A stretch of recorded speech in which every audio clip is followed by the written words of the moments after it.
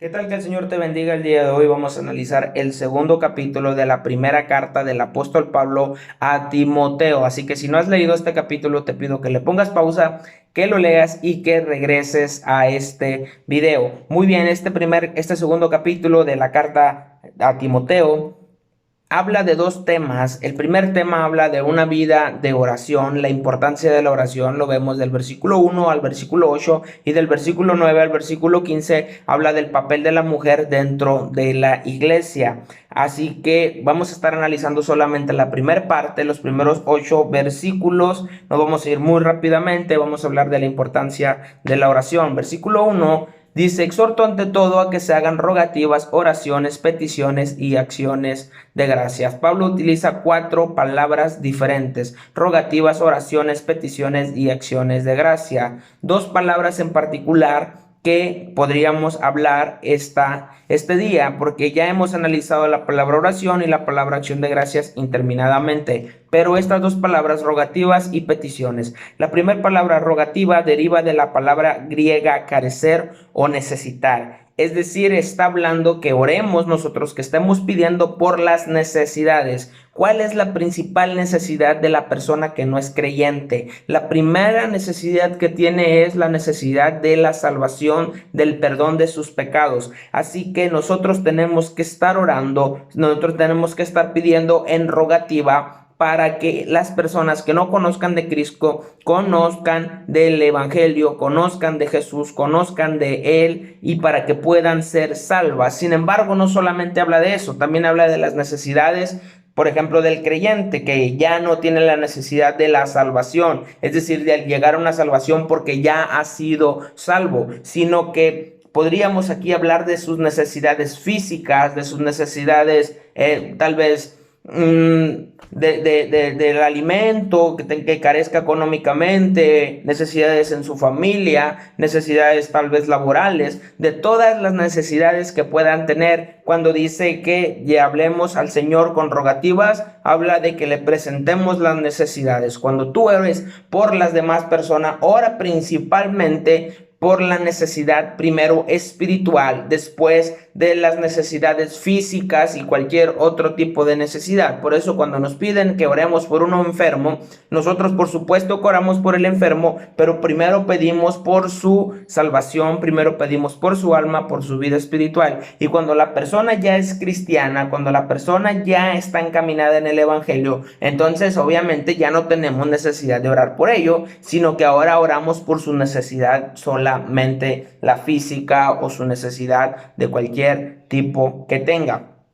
Así que de esto habla la palabra rogativa. La palabra petición, cuando habla de la palabra petición, está hablando de la intercesión hacia los demás. Y más adelante vamos a ver que Jesucristo es el intercesor entre Dios y los hombres. Pero nosotros tenemos que traer también como traer la intercesión de los demás. Es decir, ya conozco yo las peticiones, ya conozco los problemas que tiene nuestro prójimo, nuestra familia, nuestros amigos, compañeros de trabajo. Entonces nosotros lleguemos al Señor con las peticiones también que hemos conocido o que hemos escuchado de los demás.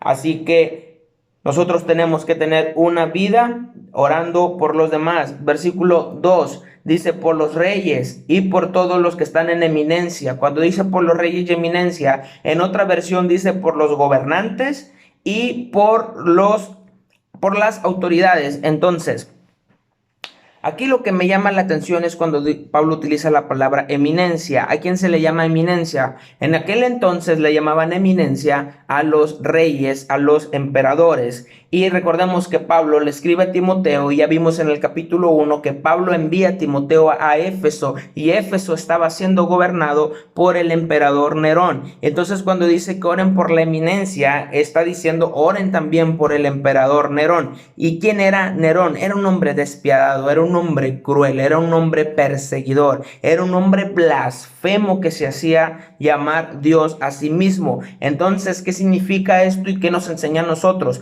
Que nosotros tenemos que estar orando aún por aquellas personas que están en contra del evangelio, que nosotros tenemos que estar orando aún por aquellas personas que se han opuesto totalmente en que la predicación continúe. Así que nosotros oramos por todos. ¿Y por qué oramos por nuestros gobernantes? ¿Por qué oramos por nuestras autoridades? Dice aquí una promesa para que vivamos quieta y reposadamente en toda piedad y honestidad. Cuando dice quieta y reposadamente, cuando habla la palabra quieta, habla y dice que vamos a estar con una ausencia de perturbaciones externas, y cuando habla de reposadamente, habla de ausencia de perturbaciones internas. En pocas palabras, para que tengamos una vida más tranquila, para que tengamos una vida más cómodamente. Esta es una promesa. Por eso es importante que tú ores por tus autoridades, que tú ores por tus gobernantes, aun cuando tu gobernante, aun cuando tu presidente, aun cuando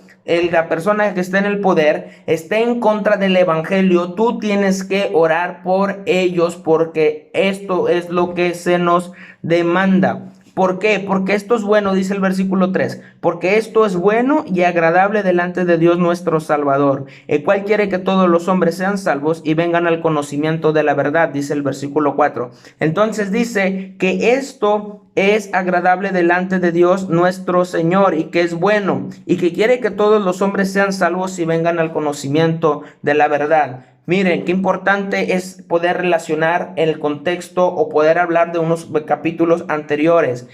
Cuando analizamos la carta a los tesalonicenses, veíamos que el apóstol Pablo le pide a ellos que oren por él, que oren por ellos, para que ellos puedan seguir predicando el evangelio con denuedo, que ellos puedan seguir predicando. Y ahora aquí el apóstol Pablo les dice que ahora oren por los hombres. Entonces podemos ver dos cosas. Uno, que Pablo pide para que pidan por él para que él pueda predicar, y otro, que pidan por los hombres para que el evangelio sea recibido, para el que sea recibido el conocimiento de la verdad. Entonces es importante orar por esas personas que van a llevar el evangelio, pero también orar por aquellas personas para que reciban el evangelio. Entonces esta es una gran importancia del evangelio. Versículo 5, porque hay un solo Dios y un solo mediador entre Dios y los hombres, Jesucristo hombre. Este versículo nosotros podríamos hablar horas y horas de este versículo, hablar del papel de Jesús como intercesor, incluso podríamos hablar de su deidad también. Sin embargo, para no salirnos del tema, solo quiero que sepas que es importante saber que todas nuestras oraciones, que todos nuestros ruegos, que todas nuestras súplicas, Jesucristo mismo está intercediendo ante Dios nuestro Padre por las peticiones que nosotros le hemos llevado. Y ya para terminar, vámonos al versículo 8, que dice: quiero pues que los hombres oren en todo lugar, levantando manos santas sin ira ni contienda. Fíjese, dice, quiero pues que los hombres oren en todo lugar. Cuando hablamos de esto, podemos recordar también la carta que les escribe a los tesalonicenses, y les dice que oren todo el tiempo, pero también a los tesalonicenses les dice que el que no trabaje, que no coma. Entonces, ¿qué significa? Que no vamos a dejar de hacer nuestras actividades diarias, que nosotros tenemos que continuar con nuestra vida diaria, con nuestro trabajo, con las labores de escuela, si todavía somos estudiantes, con nuestras labores domésticas, si se dedican al hogar. Pero en todo lugar siempre hay que orar. Es decir, no vas a dejar de hacer lo que estás haciendo para tener una vida de oración, sino orar en todo tiempo. Y cuando dice levantando manos santas, no está hablando específicamente de una postura de levantar las manos, aunque claro que lo hacemos, levantamos nuestras manos, pero aquí va más allá, porque dice manos santas. Cuando utiliza la palabra santa, está diciendo que tenemos que levantar unas manos que no estén llenas de pecado, unas manos que no estén llenas de inmundicia, sino que sean unas manos que estén apartadas para el servicio del Señor. Y obviamente utiliza la palabra manos porque es lo que nosotros utilizamos diariamente. Así que nos está diciendo: oren en todo lugar, pero oren ustedes con manos santas. En pocas palabras, oren en todo lugar y tengan una vida diaria santa de oración. ¿Y por qué una vida santa?